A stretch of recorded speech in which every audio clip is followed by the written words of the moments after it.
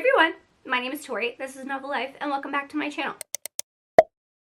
And welcome to my recent 5-star reads video. So I did ask over on my community tab, which sometimes I do post polls over there. It's like, hey, I plan on filming these 2 videos, but which one do you want to see on Sunday? And 66% of you guys said my recent 5-star reads. The other video is what's on my Kindle, which will be coming at some point in October. So it's not like you'll never see the other video. It'll come out at some point in October, but I thought it'd be fun to sit down and talk about my recent 5-star reads, because sometimes I just love to gush about books. Like, you guys love to watch me, my life, all of that stuff, but you also like to watch me talk about books. And I love to talk about my favorite books and why I love them. So these are just some of my recent 5-star reads. You've probably seen these in weekly reading vlogs already, probably seen them in wrap-ups, but I still want to sit down and talk about them because I really love them. So the first one is Not Another Love Song by Julie Soto. So I actually still think about this book, and I will give like a little insight to me. If you can make me cry, if you can make me emotionally attached to the characters, to their story, to their romance, or all of the above, if you can make me attached to all of that, then I am like most likely going to give it 5 stars. If I can see myself in a piece of one of these characters, which I mean, like, that's why we read books, right? Like, we love to get something out of it in whatever way that is for you. And for me, I just love when I can see a piece of myself in books, or I can just see like these 2 people living life outside of like my city, like where they live, you know what I mean? For this book, I saw these 2 characters just living their life like in New York City, like where they live, and like going to the pop and playing and going to each other's apartments and just like making music together. I could just see that in my head when I was reading this book, and it was so realistic to me. But also for this book, one of my favorite things of why I gave it 5 stars is the romance between these 2 characters. Like, I didn't necessarily see a piece of myself in either one of the characters in this case, but I was so into the romance. I wanted to see their happily ever after. I wanted to see how their story plays out, and I wanted to see them fall in love. And I loved this book so much. It is one of the most romantic, the most sensual, the most obsessive romance in like the best way, not in like a oh creepy stalker way, but I literally mean that in a he's obsessed with her mind, body, and soul. Like, he's attracted to her physically because he sees her and he's like, oh yeah, she's attractive. But once he hears her play the violin, the way she thinks about music, the way she gets into the music while she's playing and all this stuff like that, he sees that and he's like, wow, I'm really in love the way her mind works and the way that her mind is, you know, thinking about music. It's so different. And he says it in a way where it's like, I'm jealous of her, of how she thinks about music, because like I've never been, he's like, I've always been this like prodigy, but I've never had someone where I thought could beat me or be better than me, and I see that in her and I'm attracted to it. He's like, I love to hate it, you know what I mean? And I find that so intriguing. I thought, I mean, out of the 2 books I've read by Julie Soto, because I've read Forget Me Not last year and then this book, I just feel like she understands the center of romance, like why people fall in love, why people like do what they do, and it makes you invested. Like, she understands that when she writes a book, and she will like drag you into their story too. So I just love this because of the romance, because it was so beautiful, because you can see that these 2 characters really did love each other outside of the physical aspect, even though that did come first. But he was, at one point, there's a quote, it's like, I just want to be around you, like, let me make music with you, let me go on a date with you, let me, you know, I want you in my bed, like anything like that. He was just like, I will take any piece that you want to give me and I will be okay with that, because I'm just so obsessed with you. And I'm like, oh, what more could you want in a book boyfriend, right? So this was a good one. This was a good one. This might be a long video because I really do gush about books. I literally gush about books. But the next one is not going to come as a surprise. The next 2 are a little bit more like emotional attachments. One more so than the other, but I think another author that gets romances and like knows how to drag you into a story is Elsie Silver. I love Elsie Silver, okay? I think that she is an amazing writer. I think she can tell an amazing story. I think she can tell an amazing romance, okay? And with this book, when we meet Wes, like, he is this overjoyous, like, jokester kind of a hero. We saw him in Wild Love. And so when you see him here, you see him with his kids. He's just, like, kind of laid back. He parents his kids, but he's, like, a really good dad. Like, he is down to earth about his kids, and he really does care about them. And then you have Skylar, who little words, is a mess. She comes to Rose Hill and she is literally a mess. Her life is falling apart. She doesn't know what she wants.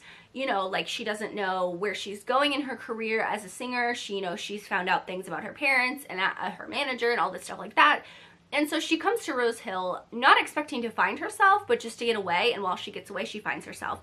And I think that if you've ever struggled with like self-worth or figuring out what you want to do in your life, with your career, with the direction of one thing in your life, anything like that, I think you would relate to our female character. But this is another one where it blends like the romance between the two of them, of why it was so good and I was invested in them. And then again, it's spicy. This is spicy. It's a spicy good time too. But also how you see Skylar find someone in West. It just so happens to be West. And in West is just, he does this with his kids too, where he just brings out the best in them and he shows them that they are worth it the way they are. They don't have to change. Like, his son doesn't speak, and he only speaks to like certain family members and stuff like that, and he's never made his child feel anything other than like that's how he is. There's nothing wrong with him. This is just how he is, and that's okay. The sister, the same thing. She is out there, wild 6-year-old, and I wish I had her self-confidence at 6 years old, where I am almost 30 years old. Do you know what I mean? So Skylar sees that, and she sees how Wes kind of like encourages that in his kids, and he just like brings that out of her too, and it makes her really come into her own person. And I loved it. I was tearing up at the end. I love it. Was the songs really in the audiobook, because it reflects of like how she was feeling on the inside, and the way the song was in the audiobook, it was absolute perfection. I loved it. I started tearing up because of that. But yeah, it was so good. Another one that is one that I felt like very emotionally connected to, is really big with the self-worth. It actually comes out on the 24th of September. That is The Deepest End of Love by Lucina Connie. So I've talked about this series, which is the Brightest series. I think that's what it's called. This is the third and final book in the series. Like I said, it comes out on the 24th, and I fell in love with Lucina Connie's writing from book 1 when I read them earlier this year. But when I picked up this book, I was able to get an e-arc of it. I was able to get a PR package with this, with the paperback, which I was not expecting, but I did have the e-arc, and there's a quote that sticks out in my mind that I will post and I will talk about and all the things, is how do you tell someone you're falling in love with their mind without freaking them out? And it's kind of like the Not Another Love Song, where he sees her as like a musician and is like, I loved your mind. This is more so with psychology. And I think it's with psychology, but he is a professor type thing. He's like an internship supervisor, but he does research at the school that she goes to, that she's getting her master's. So it's not like a strict student professor, but it is taboo and forbidden in that way, that she is not supposed to have any type of relationship with this supervisor that she's interning with for the semester. Even though he's a family friend, her mom and her dad knows them. Her mom actually worked with him on some of her child books. You see like kids books that she's illustrated and wrote the story, and he's kind of helped with the psychology of like what kids get out of that. And you know, they have many different reasons. People have many different reasons for going into certain careers. And hers is like a different story, and his is a different story. And it's so interesting to see where two people who come from different backgrounds can study the same thing and not get the same out of it, but they think similarly, but like differently, if that makes sense. Like, she thinks in this way that is like so much wiser beyond her age. Like, she is early 20s. I think she's 23, 24. He's in his mid 30s. He's 12 years older than her, so he is 36. And he's been a researcher, a professor. He's wrote so many journals, and she's just, you know, dipping her toe into her career and finishing up her master's and stuff like that. And he's like, I just love the way she thinks and the way that she thinks about things. Like, he talks about her academic journals and how she's wrote them, like wrote a few, and he's read all of them and he loves them, and she is the same way. She's like, I've studied all of his stuff. I sit in on any lectures I can, even though I'm not a part of that class. I will like join that class and like slip in the door just to see him speak. And it's so interesting that you have like that connection that I mean, I don't know what you would call it, but it's like a connection that they have before they really like physically see each other in an attractive way, you know what I mean? So it's like interesting that it starts with like, I'm in love with her mind. I'm like falling in love with her mind, and then everything else comes after that. So I find it interesting, but also our female character, Lila, she really struggles with self-worth. Not for anything in particular other than she is just a normal girl who's grown up And she's always done the right thing. She's always studied, she's always done this, she's always done that. Like, she's always been perfect. Other than, like, she just wants to please her parents. And it's not that her parents were harsh on her. It's really just that her parents, like, she wanted to please her parents.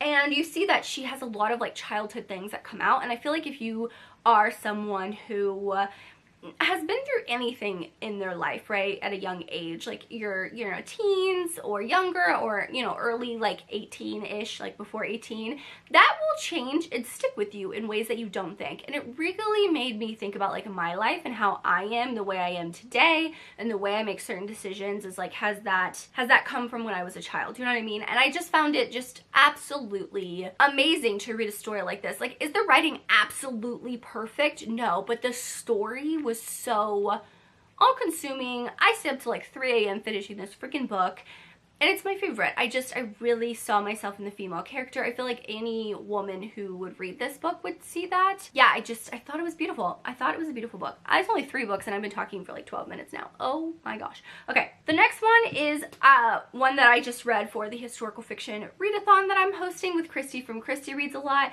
You will see my vlog on Tuesday because it's ending today on Sunday, but this was the first book I read and it was my last 5-star read, and that is The Girls of Flight City, or it's just Girls of Flight City by Lorraine Heath. So you may know Lorraine Heath if you are more so a historical romance reader. Like, she has wrote so many historical romances. She's one of my favorite historical romance authors. And so when I found out she was writing historical fiction, I picked up this book 2 years ago when it was released, and I still had not read it.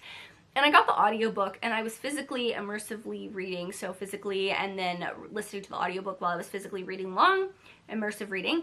I was just so in love with the story. I love historical fiction that not only can tell a good time and period and history and like focuses on something important that someone may not have, you know, we don't learn about in school or anything like that. And in this case, you see 2 sisters. You see that their brother went off to war. He joined the RAF, which technically if he ever came back to the United States, because at that time the United States was not in the war, but he still wanted to help.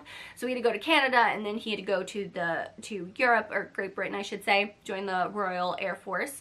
And you see that if he comes back, he's like ostracized, basically. He can get arrested. You see that the 2 female characters that we followed, the 2 sisters, they own this airstrip and it gets sold, and that gets turned into basically a training facility for some of the people for the RAF. So you have all these people from England, so you have a lot of like new people in this super small town in Texas.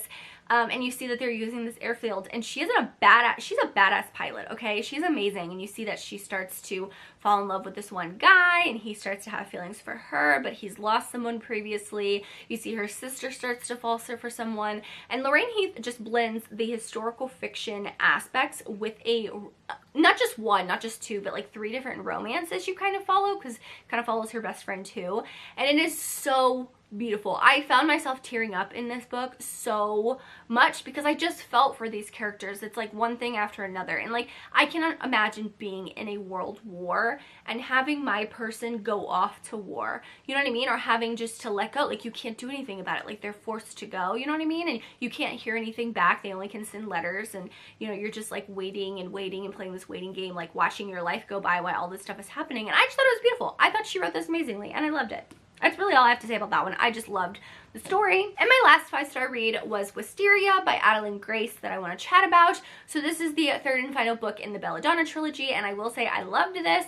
I have a deeper appreciation for this series after reading this book because I wasn't the biggest fan of Foxglove. I liked it. I gave it like, I think 4 stars when I read it. Belladonna was my favorite. And then I read this book, and she really took this series in a more like magical kind of realism, like historical, fantastical elements with like whimsical elements and stuff like that. Belladonna is definitely more gothic, and they have gothic elements in this, but it's not as heavy as Belladonna was. But I enjoyed this because of the story, the coming together, the love of a lifetime, but love of a lifetime that can go on and on and on. Like, you know, lives forever, literally lives forever, no matter what happens. I'm being very vague on that, but I just thought this was beautiful.